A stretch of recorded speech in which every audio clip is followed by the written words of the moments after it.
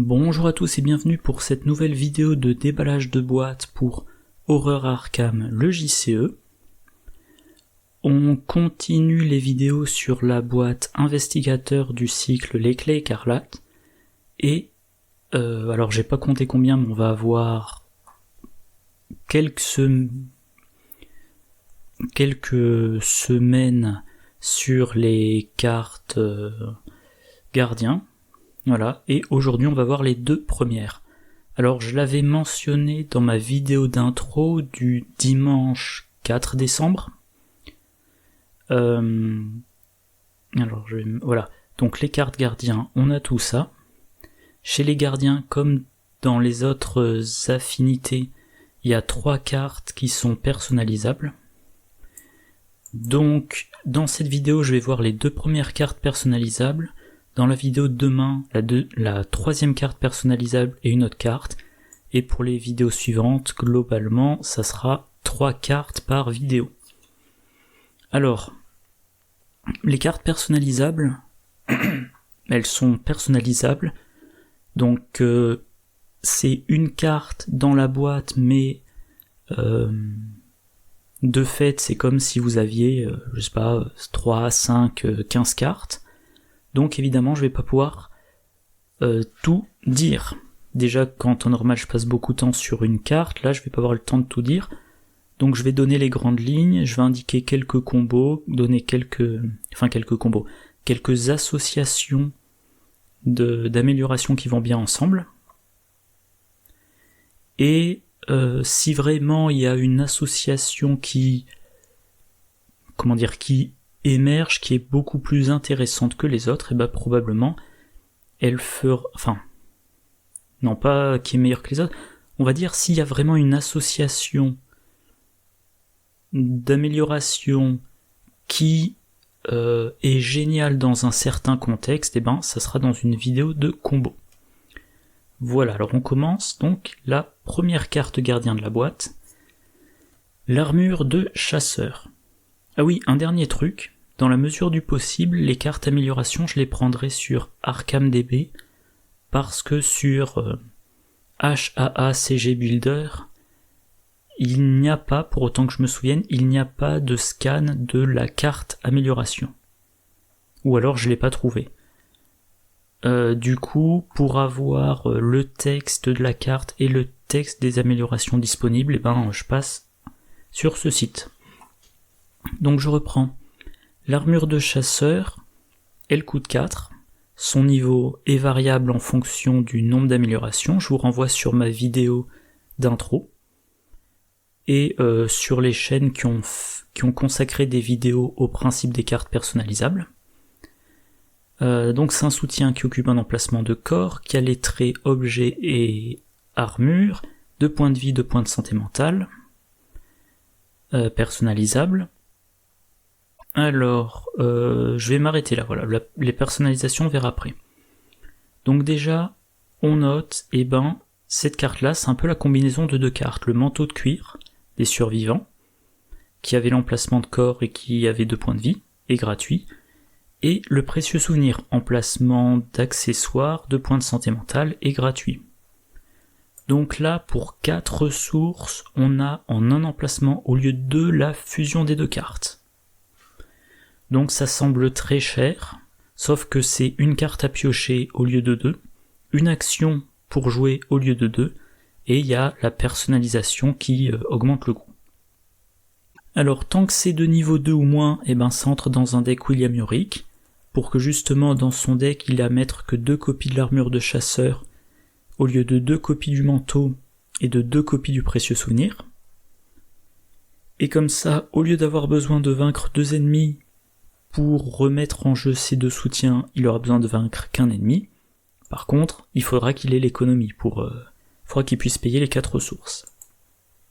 Comme la carte a le trait objet, ça se reprend en main avec récup, voire ça se joue avec récup de niveau 2. Ça le trait objet, donc toujours si on joue un investigateur biclassé, gardien survivant, on peut payer les ressources avec le catalogue de chez Schaffner, donc on paie 2 pour le catalogue, qui nous fournit l'équivalent de 5 ressources pour jouer des soutiens objets. Et voilà. Alors, une armure qui donne des points de vie, des points de santé mentale, c'est plutôt un truc de tank. Voilà, si on a un gardien combattant qui essaie de tuer tous les ennemis en une phase d'investigation, ça servira peu. Si on a soit un gardien, soit un survivant qui va récupérer tous les ennemis et qui sait d'avance que de temps en temps il se prendra des attaques dans la phase des ennemis, voire même qui déclenchera les attaques, par exemple Daniel Ariès, eh ben la carte est intéressante. Alors, maintenant voyons voir les améliorations. Donc rappel, pour avoir l'amélioration il faut avoir coché toutes les croix qu'il y a devant. Cocher une croix, ça coûte 1 point d'XP. On peut pas cocher plus de 10 croix, 10 cases au total. Et le niveau de la carte, c'est le nombre de croix cochées divisé par 2 arrondi au supérieur, si ma mémoire est bonne. Et oui, on paie 1 XP par croix, mais les deux exemplaires de la carte en bénéficient. Donc on paie 1 XP pour enchanter l'armure, mais ensuite on a 2 armures enchantées. Donc on a payé un demi-point d'XP pour enchanter chaque exemplaire. Voilà. Donc, enchanté.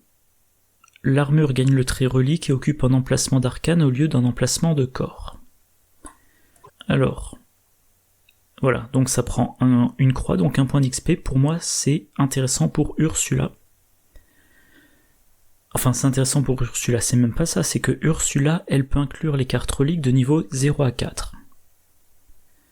L'armure, telle qu'imprimée, elle peut pas la mettre dans son deck, mais dès qu'on dépense 1 XP, l'armure devient une relique, elle peut la mettre dans son deck. À noter que Dr. Eli Horowitz, alors je sais pas si on la voit dans le coin. Bon, le Dr. Eli Horowitz peut aller tutorer une relique, non je la vois pas, peut aller tutorer une relique, l'attacher à sa carte et la relique ne prend plus d'emplacement. Donc l'armure, elle peut la mettre dans son deck, elle peut la tutorer avec Dr. Eli Horowitz et elle s'épargne d'y consacrer un emplacement. Deuxième utilisation, quand on joue le lance-flamme. Pourquoi ? Le lance-flamme, il occupe 2 emplacements de main et un emplacement de corps. Donc, si on fait entrer l'armure, on doit défausser le lance-flamme, sauf si l'armure, elle passe en emplacement d'arcane. Et du coup, on peut cumuler.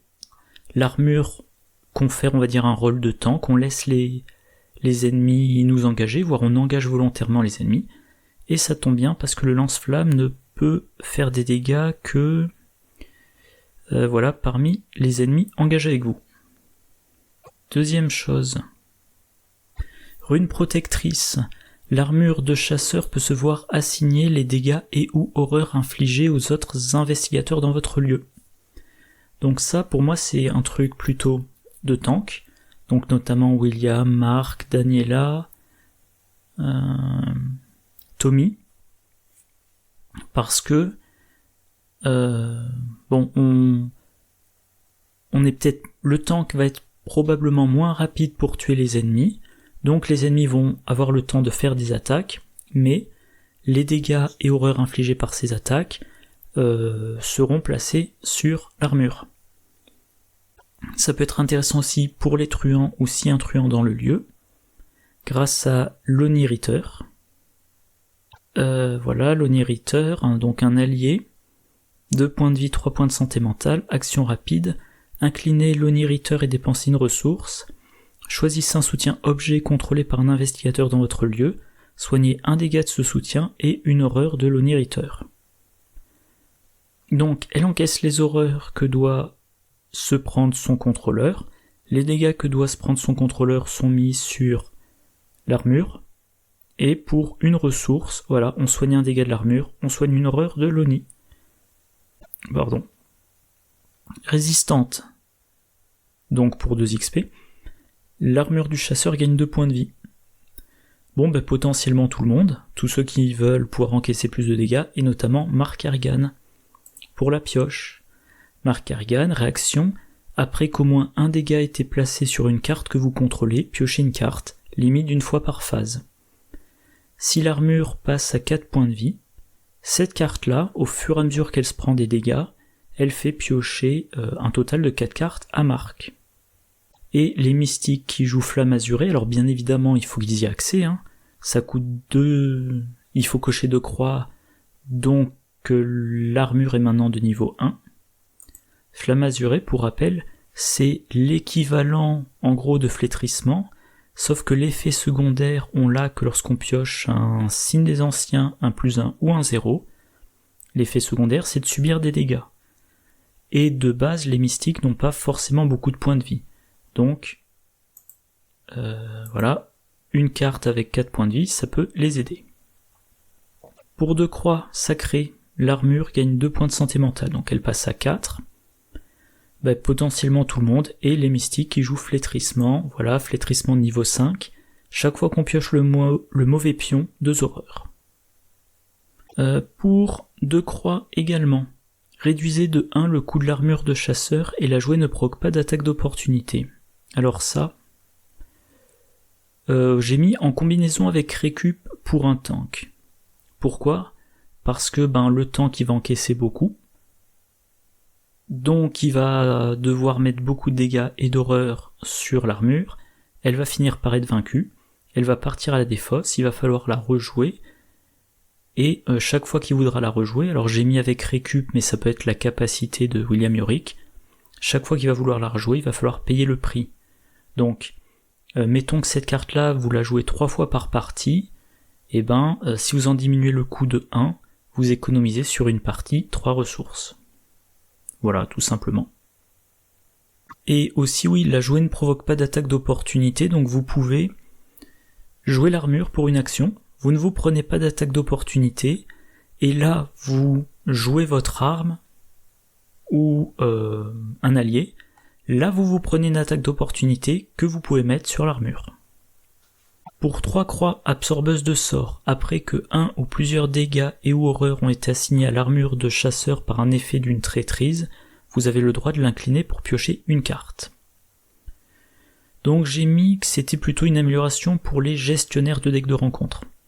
Voilà, si on sait que l'investigateur va piocher beaucoup de cartes de rencontre, tant qu'à faire, déjà comme il va piocher plein de cartes de deck de rencontre de temps en temps, ces cartes-là vont lui infliger des dégâts ou des horreurs, soit parce que c'est leur effet, du style infliger un dégât direct à chacun de vos alliés et à votre investigateur, ou alors la carte donne un choix du style mettez un indice sur votre lieu ou subissez 2 dégâts, et il choisit les dégâts, ou alors parce qu'il y a un test, il rate le test, il se prend des dégâts et ou des horreurs. Bref, en tout cas, il aura beaucoup d'occasions de potentiellement piocher. Et notamment Diana Stanley, je l'ai pas mise, bon. Parce que Diana Stanley, son rôle c'est d'annuler de gérer le deck de rencontre. Gérer, ça peut être par exemple récupérer les cartes, les piocher à la place des autres, et elle va se prendre des dégâts et ou des horreurs. Et pour finir, armure d'épine, ça coûte 3 croix, donc 3 XP. Encore une fois, 3 XP pour la paire. Après que 1 ou plusieurs dégâts et ou horreurs ont été assignés à l'armure de chasseur par une attaque ennemie, vous avez le droit de l'incliner pour infliger un dégât à cet ennemi. Bien évidemment, c'est pour les tanks, voilà, on va se faire attaquer. Donc on va se prendre des dégâts et ou des horreurs. Peut-être qu'on va mettre un dégât sur le chien de garde, mais on va aussi mettre au moins 1 sur l'armure, déjà pour pas mettre sur son investigateur, et ça va permettre au passage de faire un dégât sur l'ennemi. Alors quand même il faut l'incliner, donc ça sera une fois par round, et ça va être aussi très intéressant à haut niveau de difficulté, parce que ça fournira jusqu'à un dégât automatique sans test. Voilà.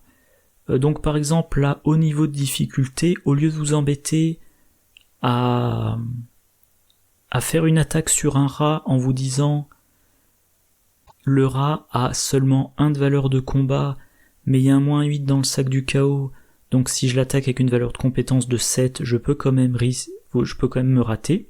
Et ben non, à la place, vous faites une action, attaque d'opportunité du rat, vous mettez son dégât sur l'armure, vous inclinez l'armure, le rat est vaincu. Voilà. Alors maintenant, les combos. J'aurais dû laisser un peu plus de place pour que ça soit plus visible. Voilà, donc les combinaisons d'amélioration intéressantes. Si on prend enchanté et qu'on coche 7 autres cases max, on a donc une carte qui vaut de 1 à 4 XP, et c'est une armure pour Ursula. Voilà. Rune protectrice plus résistante et ou sacrée. Donc rune protectrice, c'est ce qui permet d'encaisser la place des autres. Plus résistante et ou sacrée. On a donc... Alors, on paie 2 ou 3 XP. Pour les 2 exemplaires, encore une fois, c'est pour les tanks. On va pouvoir encaisser pour les autres, et on a une armure qui a 4 points de vie et 2 points de santé mentale, ou 2 points de vie et 4 points de santé mentale, ou 4 et 4. Absorbeuse de sorts plus résistante et ou sacrée, c'est pour le gestionnaire de deck de rencontre. Même remarque que tout à l'heure, on prend les cartes rencontre des autres, on prend les dégâts et ou horreurs venant des cartes rencontre pour les autres, et on renforce son armure pour qu'elle tienne plus longtemps. Armure d'épine plus résistante et ou sacrée, c'est pour le tank. En fait, il n'y a pas trop de ça, c'est simplement l'effet de la première, et on en prend, on dépense... J'ai dit une bêtise là. Non, il faut que je corrige ça. Voilà. J'ai corrigé, en fait, je m'étais embrouillé un petit peu entre les croix et les XP. Donc, enchanté plus 7 autres croix, ça veut dire qu'on coche de 1 à 8 croix, donc on paie de 1 à 8 XP. Peu importe qu'on mette un ou deux exemplaires de la carte. Là, ça coûte 4 ou 6 XP. Là, ça coûte 5 ou 7 XP pour une copie ou 2 copies. Là, ça coûte 5 ou 7 pour une ou 2 copies.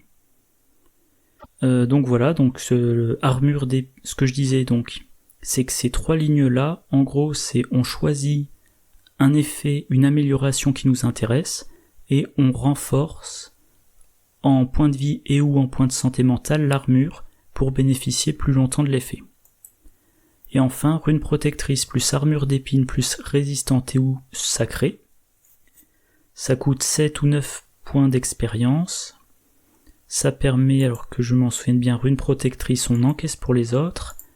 Armure d'épine, quand les dégâts viennent d'une attaque ennemie, on inflige un dégât et on la renforce. Donc ça va être par exemple, cette ligne-là, c'est un ennemi chasseur, par exemple le rat, un truc tout bête. Le rat, avec son effet chasseur, entre dans le lieu. Peu importe qui l'engage, mettons, on laisse engager le chercheur. Il attaque le chercheur. Grâce à rune protectrice, on peut mettre le dégât sur l'armure.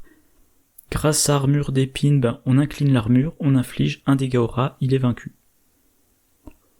Et du coup, peu importe les règles d'engagement et les règles de chasseur de l'ennemi, vu qu'on a rune protectrice, on protège tout le monde, les dégâts et les horreurs, peu importe à qui c'est donné, ça va sur l'armure.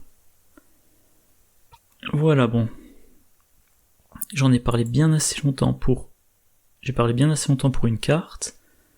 On va passer à la deuxième. Alors du coup, là, visiblement, je n'ai pas l'image. Ah si, j'ai l'image. La hache runique, c'est un soutien qui coûte 4, qui occupe les 2 emplacements de main, trait, objet, arme et corps à corps. Personnalisable, utilisation 4 charges, reconstituer une de ces charges au début de chaque round. Action combattre, vous gagnez plus en force pour cette attaque. Avant cette attaque, vous avez le droit de dépenser n'importe quel nombre de charges pour activer autant d'inscriptions différentes parmi précision, vous gagnez plus 2 en force supplémentaire pour cette attaque, ou puissance, cette attaque inflige plus 1 dégât. Donc c'est une arme pour gardien. Les armes pour gardien à 2 mains. On a tout ça. On a par exemple la masse de niveau 0. Alors, si on dépense une action, on a moins 1 en force et plus 1 dégât. Si on dépense 2 actions, on a plus d'1 en force et plus de dégâts.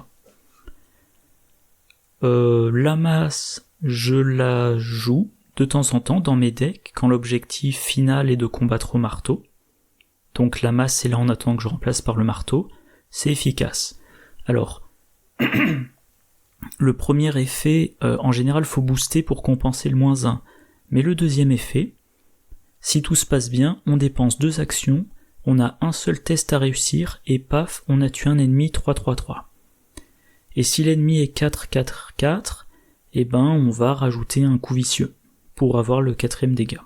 Voilà. La Thompson 45, que je mets généralement dans les decks qui plus tard vont recevoir le lance-flamme, on a plus 2 en force, on inflige 2 dégâts, mais il faut dépenser une munition, et on en a 5, et l'arme coûte 6. Le marteau cyclopéen, la carte est de niveau 5, on ajoute sa volonté, donc de très bonnes chances de réussite, on fait 2 dégâts, et si on réussit que l'ennemi est non élite, on peut le déplacer d'un lieu, donc on peut repousser les ennemis, pratique s'ils sont pas chasseurs. Si on réussit de 3 ou plus, on inflige un 3ème dégât, et on peut déplacer l'ennemi de jusqu'à 2 lieux. Alors, à la place, donc s'il est non élite, on ne peut le déplacer que s'il est non élite. Si on joue avec les tabous, le plus de dégâts n'est accessible qu'une fois par round. On a bien évidemment le lance-flamme, plus 4 de combat et 4 dégâts répartis entre tous les ennemis engagés avec soi. Du coup, la hache runique, c'est seulement plus 1, et voilà. Si on veut avoir un meilleur bonus, faut dépenser une des 4 charges, et dans ce cas-là on combat à plus 3. Si on veut avoir un deuxième dégât, faut dépenser une charge. Si on veut avoir un gros bonus et 2 dégâts, il faut dépenser 2 charges. Si on dépense 2 charges, on combat à force plus 3 pour infliger plus 1 dégât. Mais 2 charges, on n'en a que 4 au début, donc on pourra faire que 2 attaques à pleine puissance pendant le round, et ensuite on ne regagne qu'une charge par round. Donc le round où on la joue, mettons on dépense 2 charges, round suivant on repasse à 3 charges, on en dépense 2, il en reste plus qu'une, round suivant on en gagne une, on dépense les 2, voilà, on a une arme qui est vidée. Alors, éventuellement les charges, ça se recharge avec le vent du pouvoir. On P2, on met 2 charges sur un soutien qu'on contrôle. Si on le pioche pendant son tour, on peut jouer la carte sans dépenser d'action. Comme la carte a des charges, on peut la mettre dans un deck Akashi, et dans ce cas-là, la hache arrive en jeu avec une 5ème charge. Rappel, Akashi va pouvoir aussi, quand elle n'a plus de charge sur la hache runique, en action rapide, elle va le renvoyer dans sa main, et ensuite elle va le rejouer, complètement rechargé.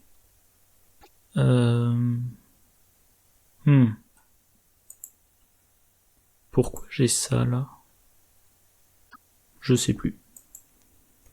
Donc la hache runique telle qu'elle, moi je la trouve pas très enthousiasmante. Je l'ai un peu joué avec Zoé Samaras, et elle m'a pas enthousiasmé parce que pour avoir une attaque vraiment efficace, je dépensais les charges 2 par 2, et arrive un moment où mon arme n'avait plus assez de charge pour être efficace.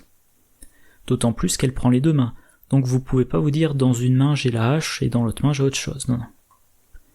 Alors maintenant, si on regarde ces améliorations. En dépensant un point d'XP, on lui donne héritage. On réduit de 1 son coût et elle gagne le trait relique.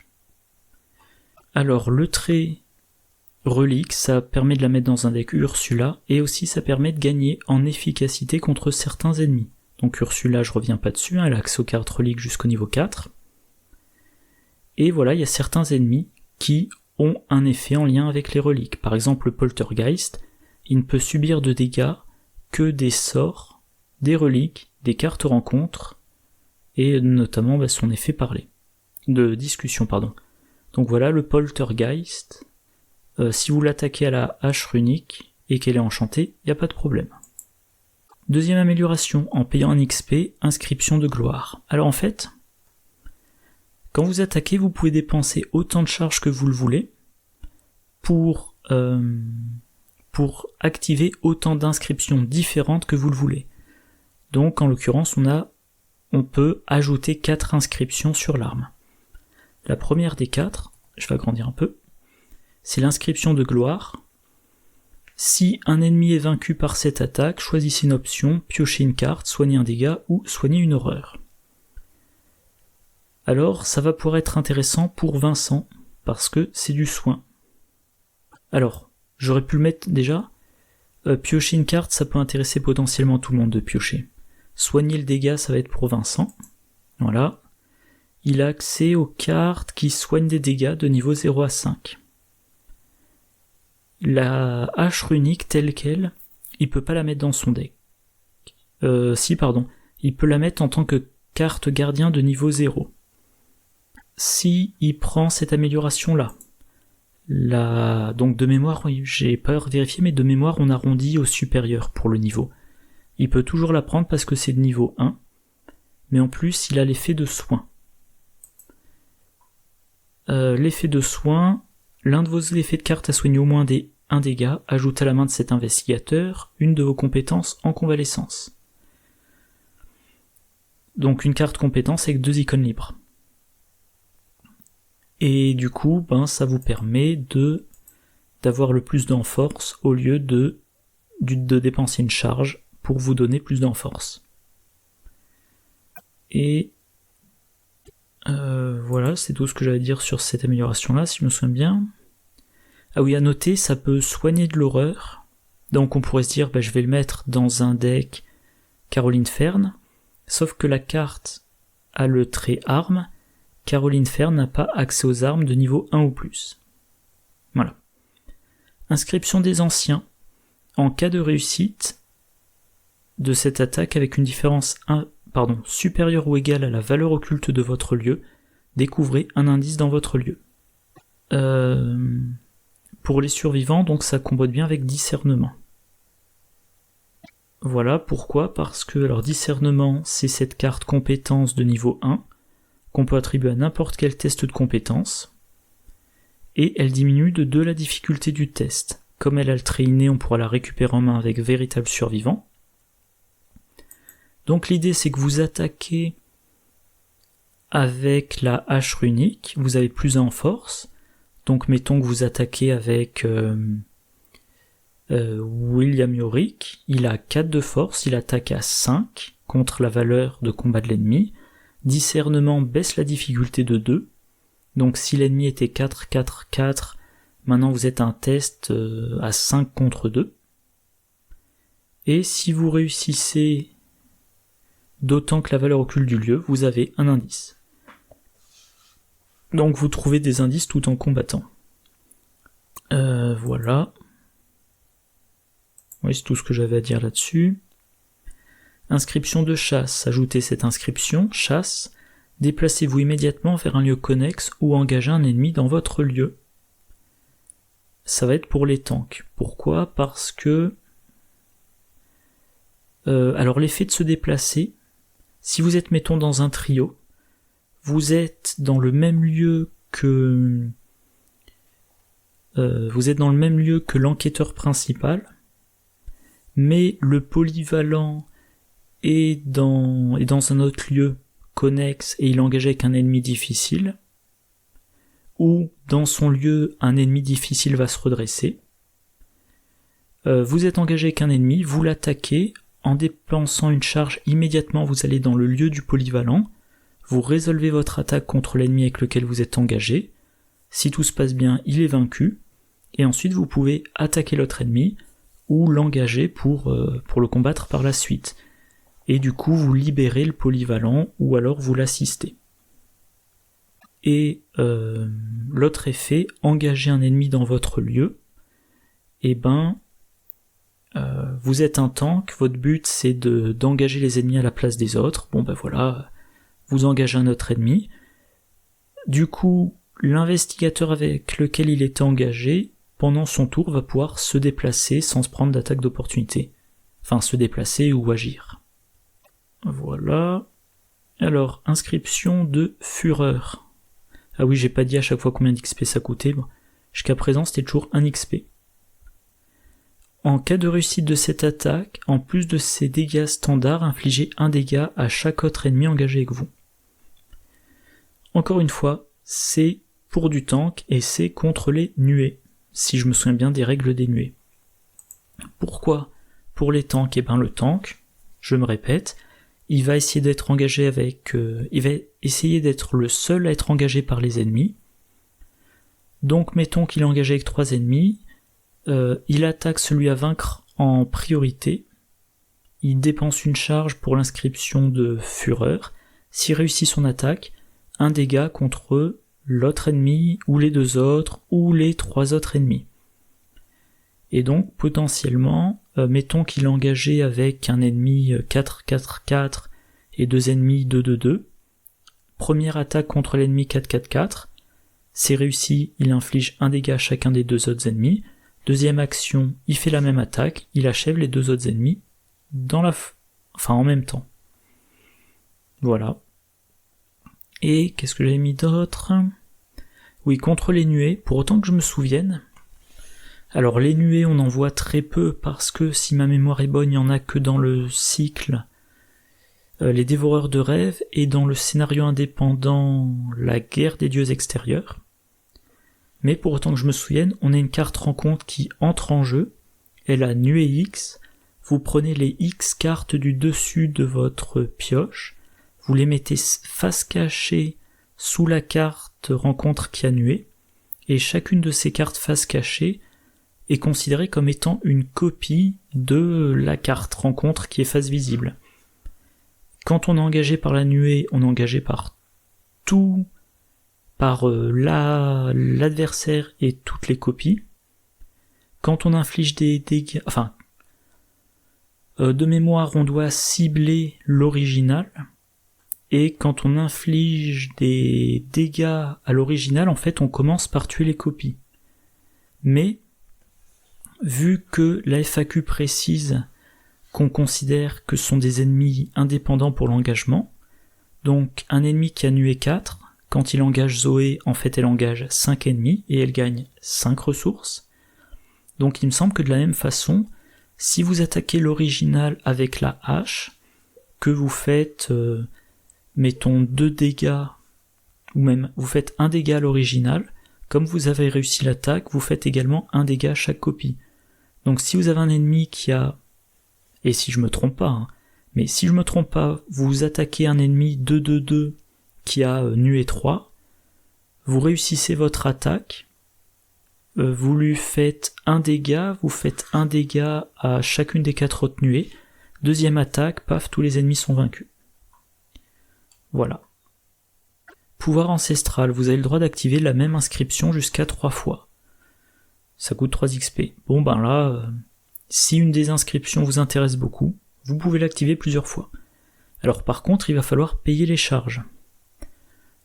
Donc par exemple, vous pourrez vous donner un total de plus 7 en force pour votre attaque, ou vous donner plus 3 dégâts, ou si vous avez vaincu un ennemi, avoir 3 fois l'effet, une carte, un dégât, ou une horreur, donc potentiellement piocher 3 fois, faire une combinaison, etc., etc. Vous pourrez avoir 3 indices d'un coup. Donc ça, more of the same, comme disent les anglophones. Celui-là, pardon. Saga, vous dépensez 3 XP, vous reconstituez 2 charges de la hache runique au début de chaque round au lieu d'une seule charge. Donc votre hache, comme elle se recharge plus vite, elle est efficace plus longtemps. C'est pour un combattant principal. Autant un polyvalent, il va peut-être faire un combat par round. Certains combats il va utiliser 2 charges, certains combats il va utiliser qu'une charge. Autant le combattant principal, il va avoir besoin de tirer le meilleur de son arme. Et pour finir, tisseur de runes, ça coûte 4 XP. Pour chaque charge dépensée, vous avez le droit d'activer jusqu'à 2 inscriptions différentes. Donc par exemple, si vous n'avez coché que ça, vous n'avez que 2 inscriptions, ces deux-là. Chaque fois que vous dépensez une charge, vous avez un total de plus 3 en force et plus 1 dégât. Et vous pouvez faire 4 attaques comme ça, avant que l'âge soit vide, sachant qu'elle se recharge une fois par round. Et ça, évidemment, c'est pour quelqu'un qui va beaucoup l'utiliser, donc un combattant principal. Je sais plus pourquoi j'ai mis ça là. Alors, les combinaisons. J'en ai pas vu des masses, j'en ai pas vu des masses qui m'attirent l'œil. Voilà. Héritage plus n'importe quoi d'autre. Ça va vous coûter au total, là aussi j'ai fait l'erreur. Ouais, encore une fois, je m'embrouille entre les croix et les XP dépensés. Donc faut bien que je pense. Une croix c'est 1 XP, mais le niveau c'est la moitié des croix. Donc je disais, héritage plus d'autres trucs, au total, au total vous dépensez de 1 à 10 XP, et donc potentiellement vous avez une arme de niveau 5. Alors, évidemment, quand on dépense plein d'XP pour les améliorations, c'est un peu bête de ne mettre qu'une copie de la carte dans son deck, parce que qu'on ait 1 ou 2 copies, le coût en XP est le même. Donc voilà. Héritage, c'est ce qui permet de donner relique. Et ça sera quand les ennemis d'une campagne sont sensibles aux reliques. Je reprends. Où est-ce que ça se trouve? Je vais y arriver. Voilà, c'est là. Donc dans la route de Carcosa, on a le Poltergeist. Dans le cercle brisé, on a potentiellement ces 3 ennemis-là. Et dans le meurtre à l'hôtel Excelsior, on a potentiellement 7 ennemis. Donc si on joue le cercle brisé, ça peut être intéressant, voilà. On choisit héritage pour pouvoir blesser tous les ennemis de la campagne et on rajoute des boosts pour que ça ait plus d'impact. Inscription de gloire. Inscription de gloire, c'est ce qui permet de piocher et ou de se soigner. Plus d'autres trucs, ça va permettre de se soigner tout en combattant. Notamment pour Vincent Lee. Je sais pas, mettons que vous voulez le jouer en polyvalent, vous voulez qu'il se soigne, vu que quand il soigne, il gagne sa carte compétence. Voilà, vous boostez sa hache pour qu'il combatte très efficacement avec, et vous, avec l'inscription de gloire, il se soigne tout en tuant ses ennemis. Voilà. Et les autres combinaisons, je sais pas, il n'y a pas grand chose à en dire. Par exemple, bien évidemment, reconstituer 2 charges, c'est bon avec tout. Si vous choisissez que quand vous dépensez une charge, ça vous permet de potentiellement trouver un indice, en regagnant plus de charges à chaque round, vous pouvez gagner plus d'indices. Donc pas grand chose de plus à en dire, mais moi, elle m'a pas convaincu pour le moment.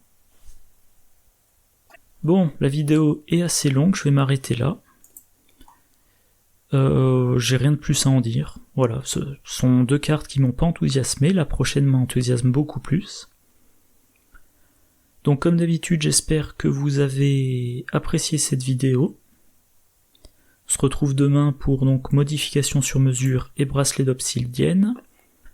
Moi d'ici là, je vous souhaite une bonne journée, une bonne soirée, de bonnes parties, et je vous dis à la prochaine. Au revoir.